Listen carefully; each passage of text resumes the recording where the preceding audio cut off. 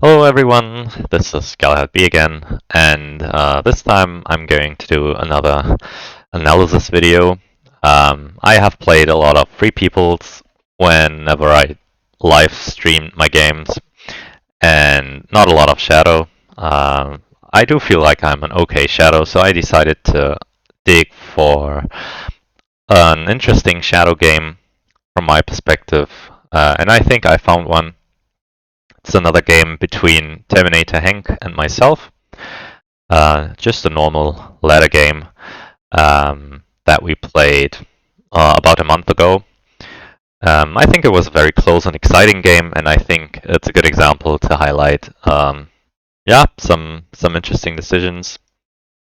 So yeah, I'm playing the Free People, the Shadow, starting with well at least one very good card, one card, and Free People also with a pretty good hand. So I roll a bunch of musters, and so does he.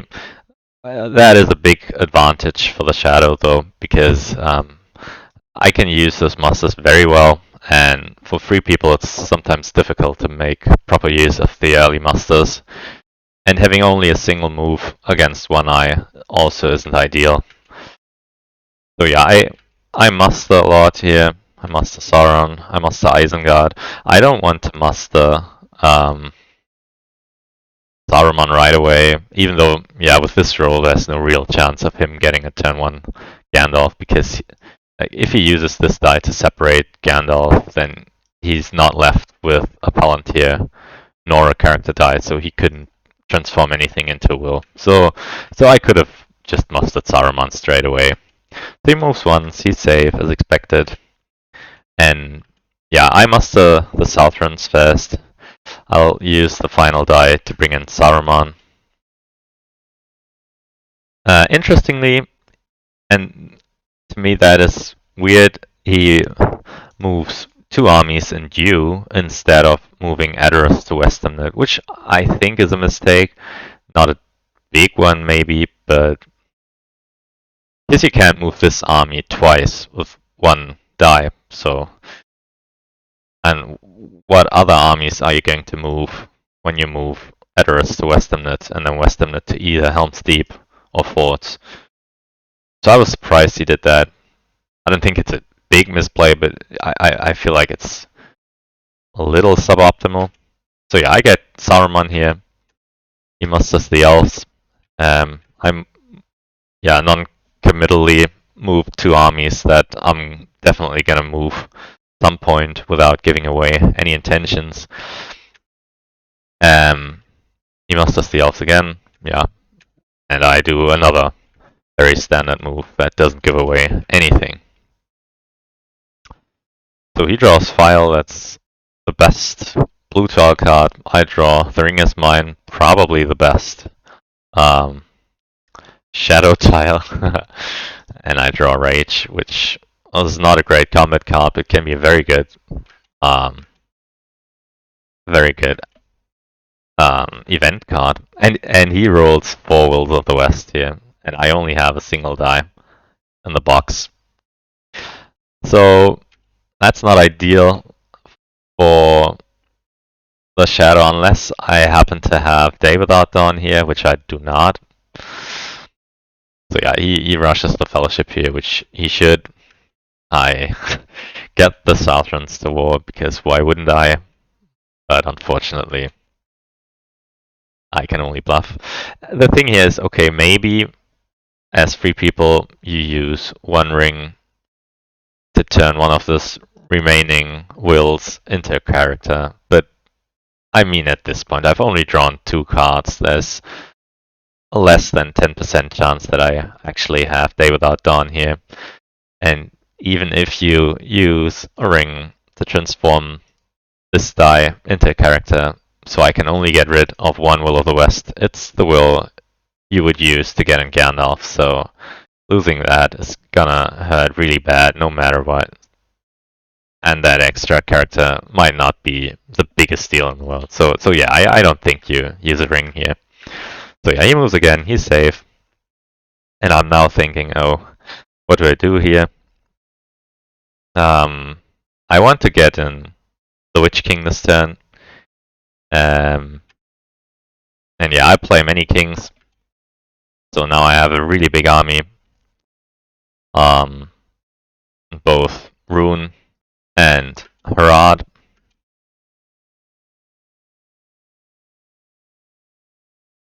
Yeah, and I try to pressure Gonda and the Dew line. Yeah, and I attack here now because I know he cannot reinforce Minas Tirith this turn. He wants to move again and get Gandalf. That's his plan. He wants to be hit here, and it's a 2. It's a perfect tile for Gandalf. It's not even a reveal, so that went amazing for him. I still don't have Day Without Dawn. But at least I get a relatively easy to capture Minas Tirith. So he gets Gandalf on turn 2, that's always bad. But at least I get the Witch King also on turn 2. Which, yeah, is something. So at this point I know it's a race.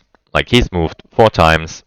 He has only been hit once, which actually was an advantage for him, because that way he could get Gandalf on turn 2. I may have been happier not hitting him at all, so he would move another time, so he would be at step 5. But without Gandalf, he might not roll a wheel on 4 dice this turn, so I don't know. It is what it is. It's not terrible, but it means I'm on a clock. At this point, he's on step 4. He needs 6 more movement. It's expected to take him 3 more turns, so he would enter Mordor on turn 5, and then dunk the ring on turn 7 or turn 8. That's about the time frame you have to, take into account as the Shadow player, also as a Free People player, to know how much longer you need to hold out militarily. It's always important to try and judge how much time does each side need to fulfill the victory condition. I mean, it's just a guesstimate. It's not accurate, but it's important to know how the pace of the game is likely going to turn out.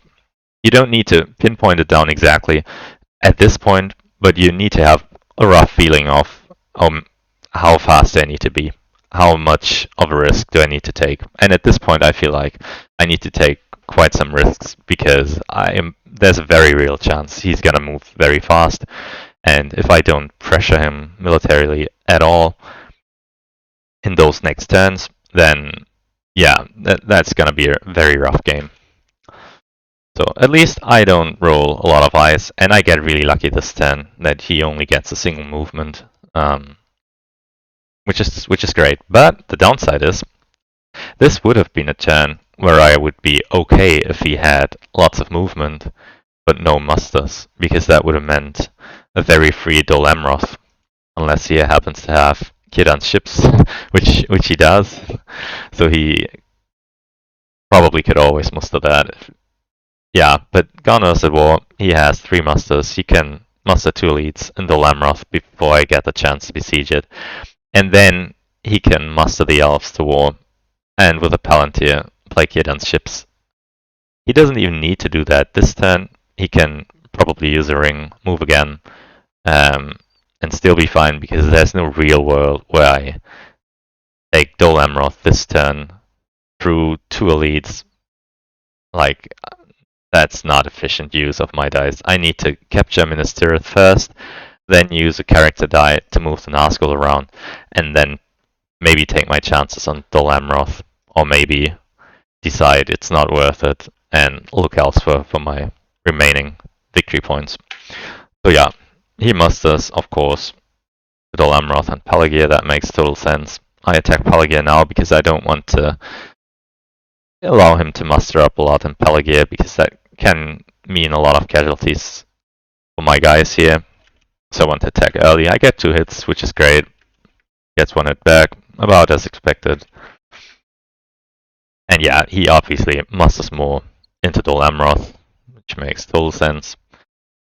And I try to pressure him right away, force him to muster again, which I think makes sense. At this point, I'm still thinking, okay, the Lamroth's not going to be easy, but it seems doable. If I take it slowly, and Ministerith goes well, I can take the Lamroth if I never press, and if the dice work in my favor somewhat.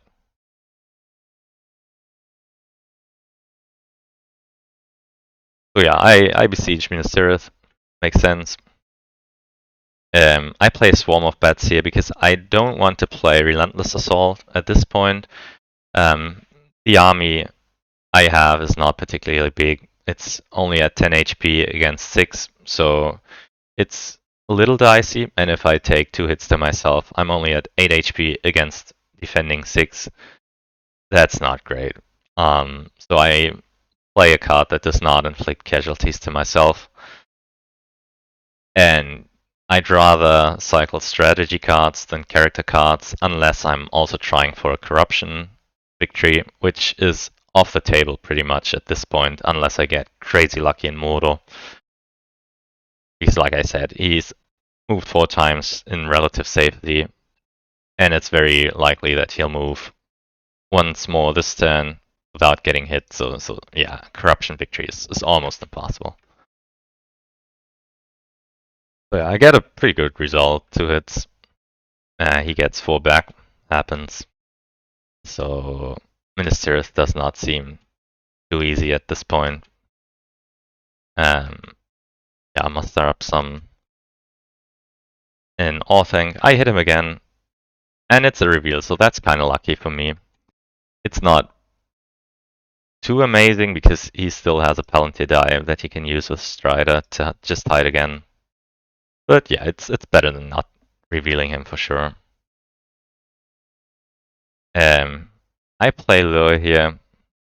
I'm not sure that's a good idea, but I didn't really have another great card to play. I mean, I can play Rage here, but what does that really do for me?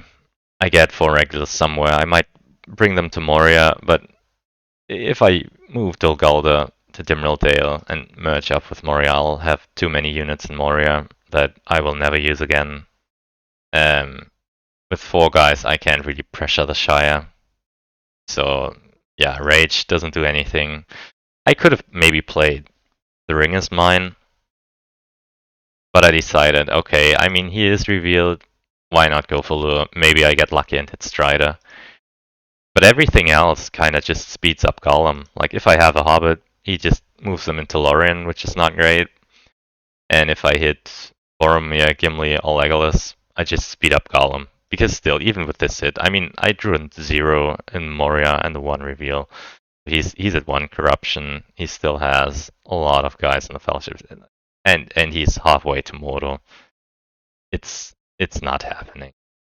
I draw a Hobbit, which is probably even worse than drawing one of these 3, because now Lorien is even stronger than before. He can hide. I'll play Isildur's Bane, hoping to reveal him again. I did not want to attack Ministerith again, because against 4 guys defending, I might suffer 4 more hits. And if I do suffer 4 more hits while not hitting him at all, he might have a shot at just trying to kill the Witch King next turn. Or even just forcing him to retreat, and then he can muster up more in Ministerith, and I'm completely screwed. So I definitely need to reinforce Ministerith first before I attack that again. And with a character die, I couldn't really do much else. Moving Nazgûls around at this point is a complete waste of an action. Like, where would I even move them to? I don't have a clear second target right now. Dol Amroth does not seem any easier to take than Ministerith right now. So yeah, I don't think moving Nazgûl around is really worth it. I mean, yes, I could get a reroll on the Fellowship, but like I said, I mean, a corruption victory is very unlikely. Playing Isildur's here is also not ideal though, because there's only 3 tiles that would reveal him, 4 eyes, which would actively be bad for me, and 6 tiles that, I mean, yeah, hitting a 3 here wouldn't be too bad, but it's also not gonna change much. And I do get lucky. I hit the reveal, And the question is, what else could I have done? Could have played the ring as mine, yes. Maybe that would have been better. I mean, it was 3 out of 13. To really do a lot. I don't know. So yeah, that was the best case result for sure.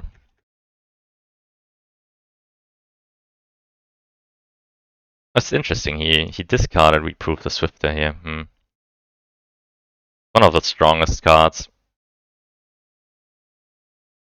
I think I'd rather get rid of Accent Bow.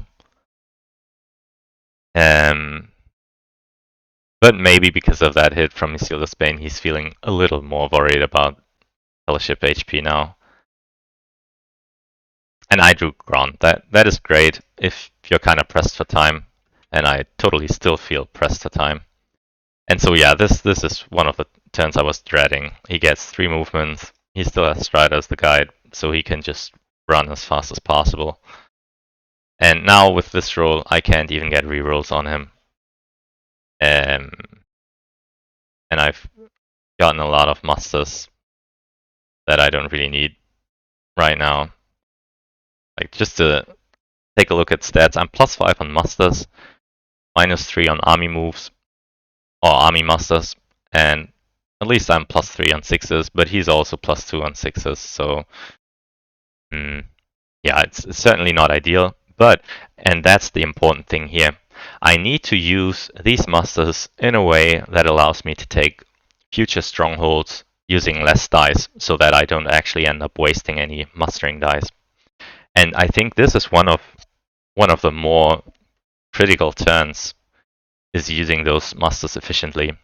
If I don't use them well, it means I will probably be too slow. But if I use them perfectly here, it might mean that I don't actually lose time. I just proceed slower at this point and faster in the future, so it evens itself out, providing I don't continue just rolling musters. So he uses a character die to hide, which I guess with the hit from Isildur's Bane, I can see that. I feel like maybe you move 3 times this turn, and then you're only 2 steps from Mordor. And I think I'd rather get into Mordor fast and then slow down inside Mordor than take an extra turn getting there. Because this way, if you only move twice this turn, you want to move 3 times next turn. Or you risk getting to Mordor on turn 6 instead of turn 5, which buys me 1 extra turn to win the game. I mean, it's tough. You need to balance Fellowship HP against speed. And you're at -7. Yeah, I don't know. I can see it. I just think he was healthy enough to go for it. But yeah, with me mustering up an Isengard, obviously he needs to do the Westernet move sooner rather than later. So yeah, and I decide to go for Isengard. Because yeah, it's a pretty natural target. It's very hard to get a lot of defense into Helm's Deep. Even if he kills Saruman, I will probably still have 15 HP knocking on his door. That should be enough to win almost any siege. Especially if he uses end cards to kill Saruman, then he won't have them for the combat effect. So I felt like if I muster a lot in Isengard, a lot of elites, there's a very real chance that I'll take Helm's Deep using only a single die. And that will bring back the momentum that I'm losing this turn. I also decide to muster 3 regulars here, so that I get a better use out of Rage of the Dunlendings, which I can play this turn. So yeah, he moves, he's safe, I move, I muster more leads. Yeah, and he plays Accent Bow here.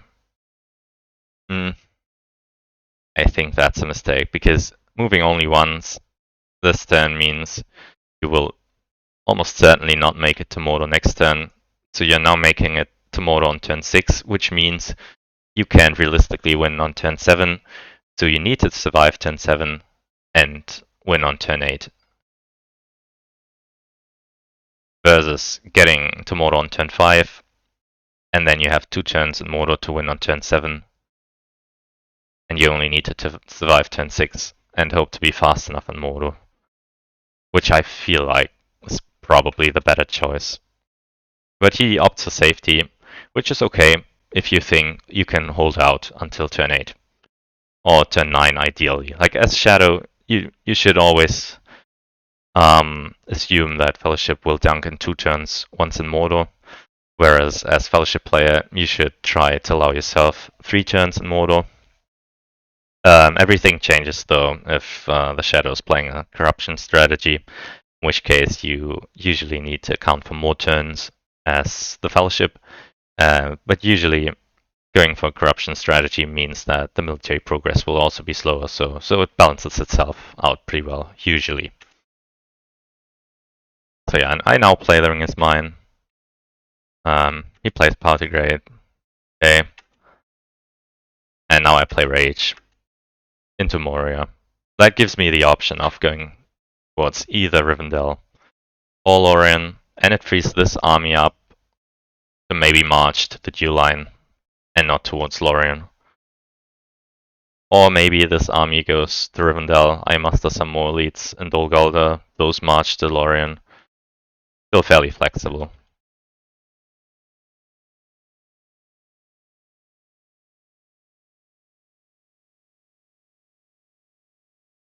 Alright, now I don't roll a lot of musters, but I do roll a lot of Palantirs, which is not much better. So now I'm +4 on musters, +2 on Palantirs. But at least I'm down on ice, which I guess is good. I would love more army musters and army movement, but those will come eventually, hopefully. So yeah, he moves, he's safe. I try Foul Thing. Again, I'm hoping to snipe Aragorn, which is very unlikely now that he's played Accent Bow. But I'm also okay with a reveal. It is a reveal. It's also one which would be perfect if he hadn't played Accent Bow. But he had, so he can use it to avoid the random casualty, which might have sniped Strider. So no chance of that here.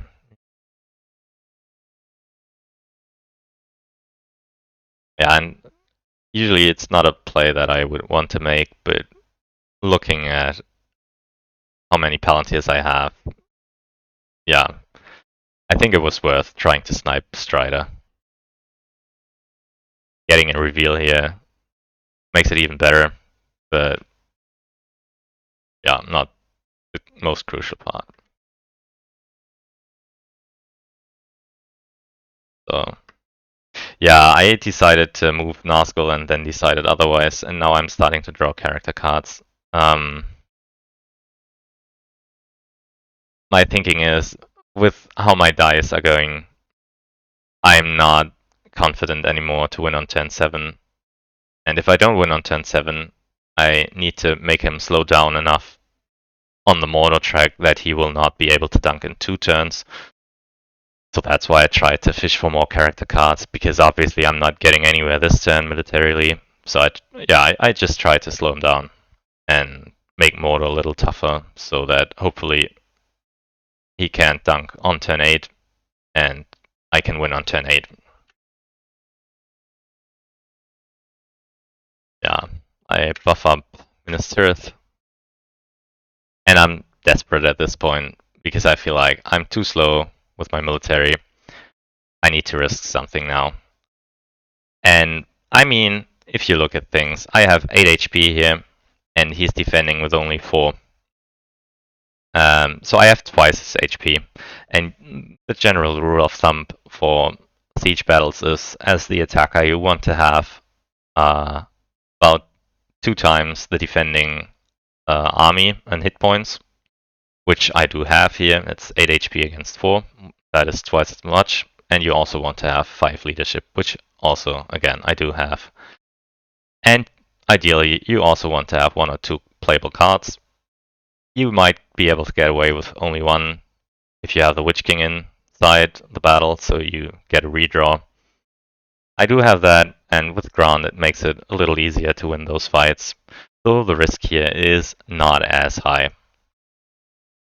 It's a little risky, but it's not that risky. Like, if I only had 7 or 6 HP, this would be very risky. But with 8 HP, I feel like, yeah, that is a very reasonable shot I have here.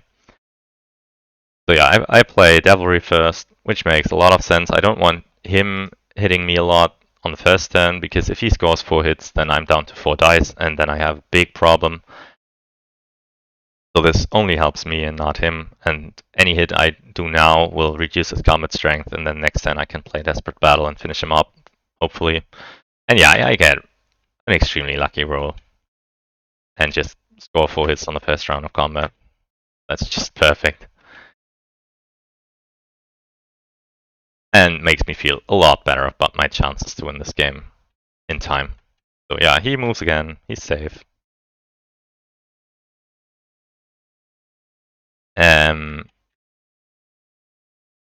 Yeah, elves are at war. That is not ideal.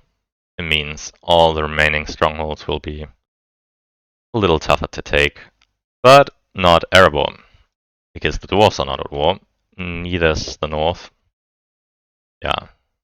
I redraw Shadows on the Misty Mountains with the Witch King. I'm not sure it's a great idea to play that now instead of hoping for a Palantir. I think that's a mistake, actually. But oh well. Yeah, the problem was I didn't yet have a clear idea where I wanted to go. I mean, these guys here pressure Carrick, but I don't want to take Carrick now and muster the north closer to war. For that same reason, I also didn't want to take Iron Hills right away, because that would have spread myself a little too thin. I certainly wasn't going to move out of Moria last turn, because that would give away my intentions, whether I would go to Holland and pressure Rivendell, or towards Dimrill Dale, pressure Lorien. He would know where he needs to muster to protect himself. So yeah, I'm not sure I played that ideally, but I also think I didn't, mess up too bad. So yeah, he only gets a single move, but with the ring, he can still move twice and make it to Mordor. I did not draw Cruel Weather yet, so very unlikely that I will draw it in time. So he should be able to make it to Mordor now, which means I want to win next turn. Like, that's generally the plan. I draw a character card because I want to fish for Cruel Weather, because that is the one card that would allow me to stall for one more turn. Which is why I attack Dol Amroth, using a character card, mainly because I want to cycle. Oh wait, oh I didn't. I played a strategy card. Okay, yeah, I guess that's also fine. I guess using Dread and Despair, or even Black Breath, would also have been fine. So yeah, I take a big hit. He does not. And he kills the lead, so I expect he has at least Imrahil or Kirdan.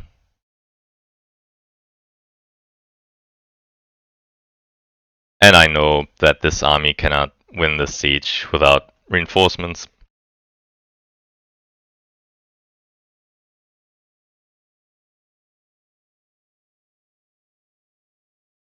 Yeah, he uses a token, so he will know if I use Cruel Weather or not.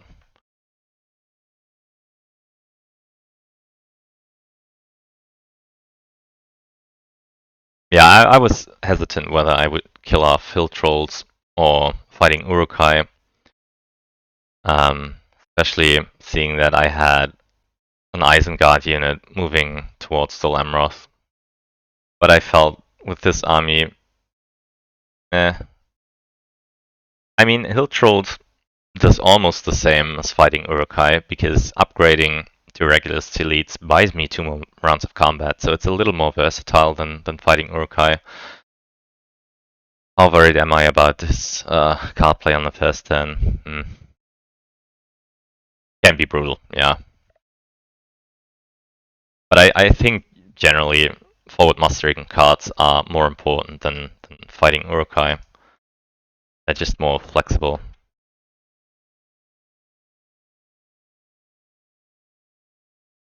Yeah, Athalas getting 2 hits means a ring victory for me is almost impossible. I'm not sure playing Candles of Corpses is a great idea here. Because, I mean, he's at -7 corruption right now. 1 step from Mordor. I think I should have just played Hill Trolls here. Upgrade these 2 regulars. And that's that. So yeah, he moves into Mordor. I hit him, reveal him again. I think that's, yeah, the last standard reveal tile. And a 1. There's no way I win a corruption victory here.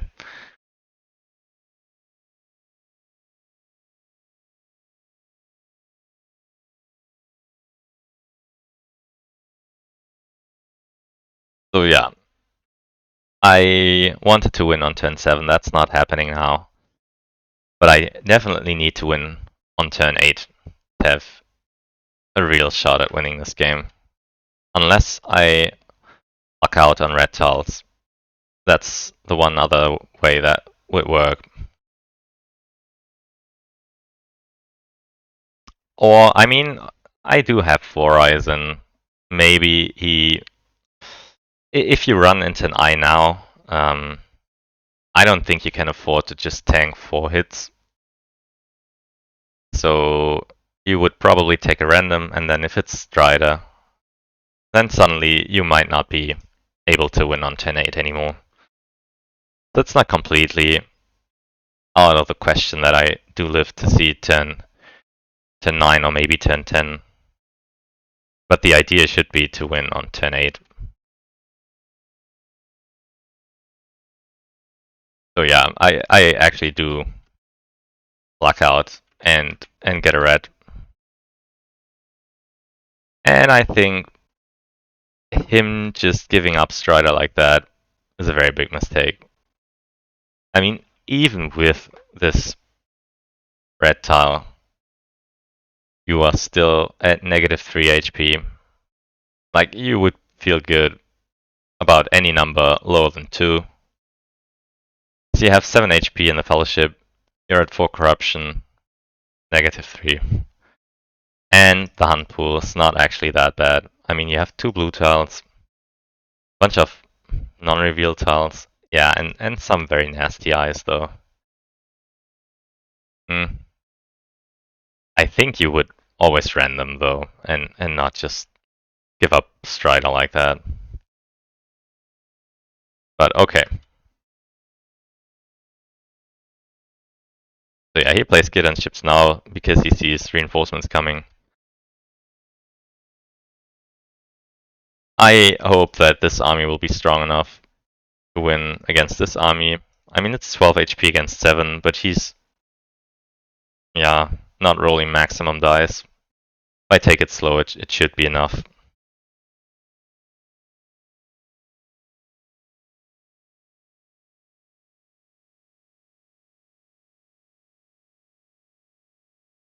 Yeah, he's debating on what to use this hunt token for. I get mouth, obviously, here. Can always attack the dwarves next turn. And yeah, he decides not to move again. I think that's reasonable against 5 eyes in there and a hunt pool looking like this. Yeah, and I'm only on 3 victory points, so there's no real rush here. Oh, wow, and now he draws Imrahil. but also Bilbo's song, so corruption victory, almost impossible. And he gets a lot of movements. Yeah, he hits the -1.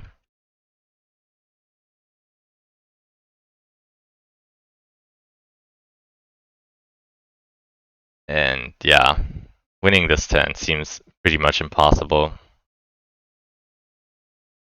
But if I don't win this turn, then I will probably lose the game.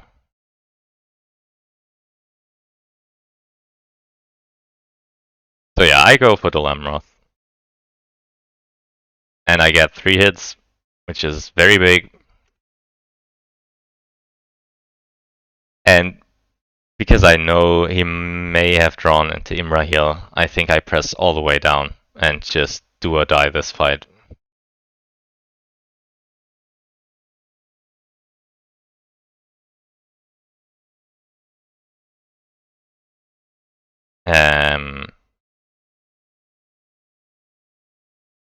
Alright, and I still had Mumakil, that's great, yeah. And this scores 4+1 hits. So he's only left with a single regular. That is a great, great roll. And now I don't even need to play another card to win this.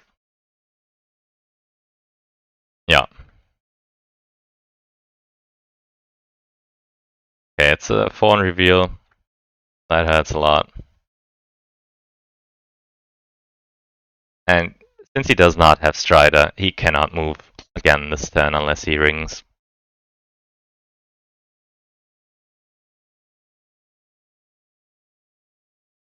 So yeah, the idea now is I'm at 5 victory points. I only need 5 more. Helm's Deep will probably fall to this army. So the idea is win Lorien and Helm's Deep, and then these guys can take Edoras.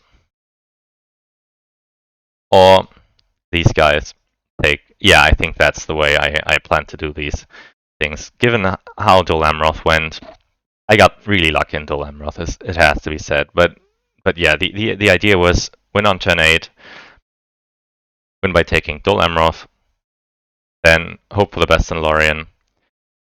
Then these guys will crush Helm's Deep with a very high odds chance. And then these guys can take Dale. That's the plan. And that's how I move my Nazgul around.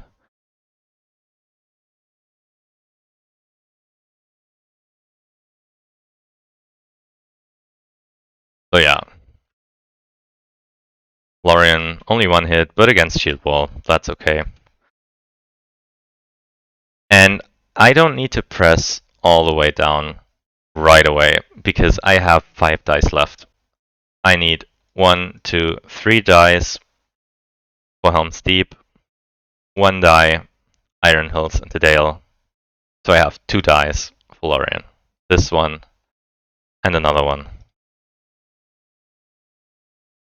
And I feel like Lorien is less likely to work out than Helm's Deep, because this is 15 HP against 6. That should always work, even against Ents. But 7 HP against 6, 9 HP against 6 HP, that is not a given.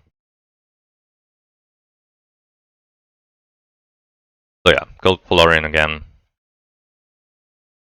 Yeah, I play a Black Breath because I don't want to start the battle with Onslaught. I want to use Onslaught to finish Lorien off.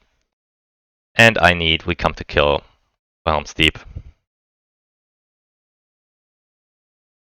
And yeah, taking a leader or a hobbit is not bad. Unfortunately, he does not hit me back too hard. So I can press, which I have to basically, because even if he does not move again this turn, which he might not, I mean there's a lot of ice in there now, there's a very real chance he will win on turn 9. He only needs 2 or 3 movements. He still has a ring. Might get Gollum as a guide. Maybe he has. There is another way. It's very risky. He might not win on turn 9, but there's a very real shot that he will. So you should always try to win this turn as Shadow if at all possible. Yeah, I get 2 hits. He only gets 1, so I'm left with 5 HP, needing only 2 hits on Onslaught if I sacrifice 4 HP. And that's very good odds. So yeah, I go for it. I get 3 hits actually, I only needed 2. That could have gone wrong, but I think scoring 2 hits out of 4 dice is like, I don't know, 75% chance or something like that. So I was very favored to get that. Yeah, and I did. And so now, yeah, Helm's Deep is the next target. I don't hit forwards, unfortunate, but he doesn't hit me back, so it's not too bad. But yeah, having scored a hit in forwards would have been huge because that's potentially 1 less turn I need to press in Helm's Deep. But I still have We Come to Kill. I feel reasonably confident that I should be able to hold.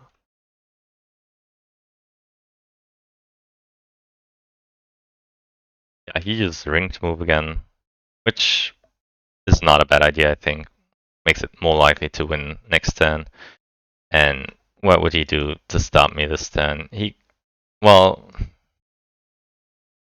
actually, he could have played Ents here. And that's an interesting question. Do you use Ents to kill Saruman and take away 5 leadership from this army?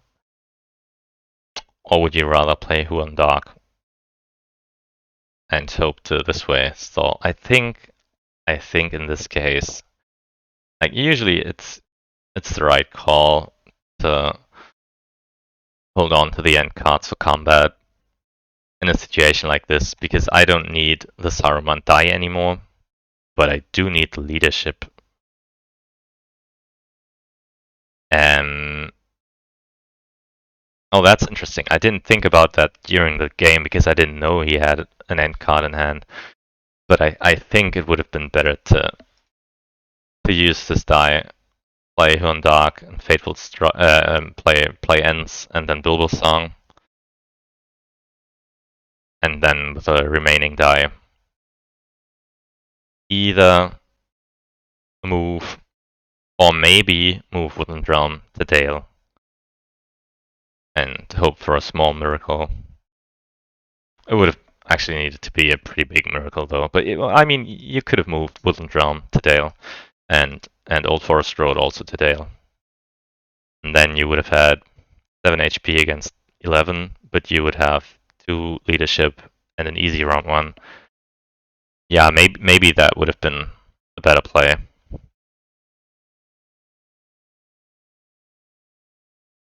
But that would have meant that you would be stuck on step 2, not moving to step 3.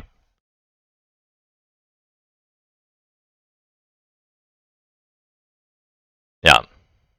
Okay, so I go for Helm's Deep now, obviously, and I play We Come to Kill, of course. So Huan Dark means I don't hit him. And We Come to Kill, also only 1 hit. So yeah, that was definitely a little unlucky. But still, I have 12 HP against 5. Still pretty good odds. Because I have the leadership, though. Yeah, now I just get a bunch of hits. So that's definitely fortunate. And with those 3 hits, it's almost impossible for him to hold. Yeah, I get 2 more hits. Would the battle have gone significantly differently without as much leadership? Maybe. I mean, we don't know. At the end of the day, I still have a huge army left, so probably not. But Huan Dark, I mean, probably prevented a single hit. So, yeah, I don't know. Definitely not super big mistake. Maybe a small one. Maybe. So yeah, and now you have this character die that you, this Palantir die that you really can't use anymore.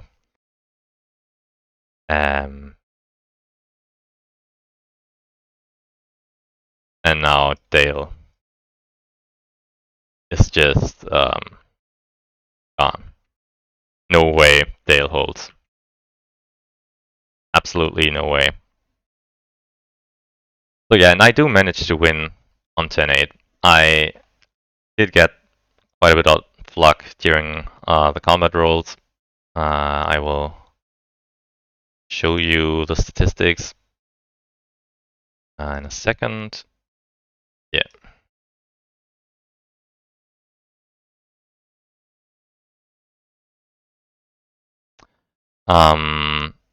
Yeah, as you can see, I'm a little high on musters. I am even on the hybrid die, even though I was a little low on them early on. But like I said, usually, most of the times, things even themselves out, more or less. So yeah, I mean everything is fairly standard here. Same for the fellowship, a little low on character movement, a little high on musters. I mean, even if you do get 2 more moves, I don't think you win on turn 8 because you ran into a red tile. If you didn't run into a red tile on turn 7, then yes, with more character moves, he may have been able to win on turn 8. But if you do run into 1 red, then I think dunking in 2 turns is almost impossible. And the hunt pool was somewhat small, so with 2 red tiles in there, there was a pretty good chance of him running into one of those during his climb up. So I feel like that's still reasonable. I don't think I got extremely lucky in Mordor, but yes, I definitely did get lucky. Also, he ran into 2 eyes, so if those hadn't been eyes, but one of those standard number tiles, then maybe you win this turn.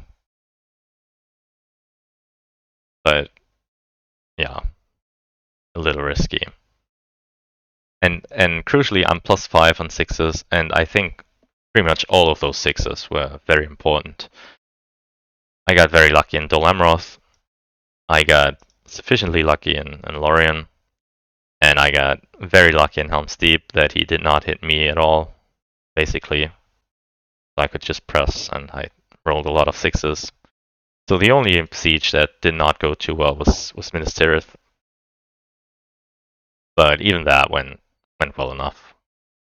Actually, yeah, even Minas Tirith went fairly well. Just the first round of combat was not bad, was not good. But it was fairly weakly defended with only 6 HP, so yeah, that was probably why that didn't feel too hard. So yeah, and again, like if you look at this game, there were some things that I may not have done optimally. I did get lucky with tiles drawn later on. I did not get so lucky with the first tile drawn. Overall, I think, yeah, slightly lucky for me, but I did pair that up with some fluid action rolls during those turns, which I think I made reasonably good use out of. Like I said, if I hadn't had that many mustering guys to get more elites into Orthanc, that would not have worked. Rage of the Dunlandings to Moria. I don't know if that really changed a lot, because these guys in Easternnet are not doing anything. They could have just moved to Dimrildale and I would have had the same army strength. So probably it would have just been better to get another lead into Orthanc. But yeah, what I'm trying to say is that I won with my last die. I could not have done it with 1 less die this turn. I could not have pressed into Lorien. Well, I could have pressed once more in Lorien, but then the chances of winning with Onslaught would have been much lower, because then I can only sacrifice 3 HP, get 3 rolls, and then it's about a 50-50, I think.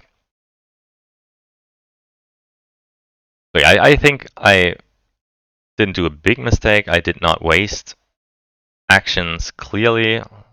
There may be some discussion of using dice slightly differently, but I think overall it was all fairly reasonable.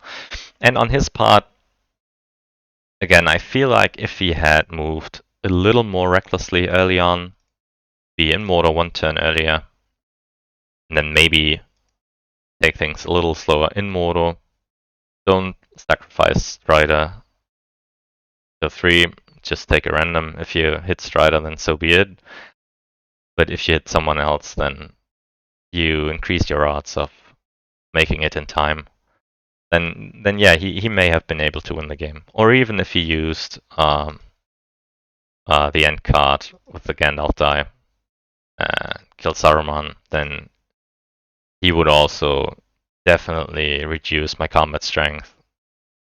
And with me rolling only 6 dice and only having 2 cards in hand, only one of which was playable, that would have been tough. So in 6 rounds, with 36 die, I would have needed 6 sixes. Yeah, I mean, that's expected value, provided that he does not hit me too hard. Plus, I did have We Come to Kill. So yeah, I probably still win that fight. But I think the combat effect did not matter too much here. So yeah, I think if he played slightly better, then he would have been able to win. If I had played slightly worse, I would have lost. There was some room for me to play even better, I think. Same for him. And that's, I think, the difference between the Shadow and the Free People. As Shadow, you have some leeway for mistakes, and as Free People, against a Shadow player that does not do big mistakes, you have very, very, very little leeway for mistakes. But again, it's tough to know this early on when he was in like Path Calibrant to know how much time he would have and how bad the mortar track is going to turn out. I have lost games where I felt like I had really good chances to win, but then the mortar track just slaughtered me. And so I guess he decided, okay, I don't want to throw this game by being too reckless.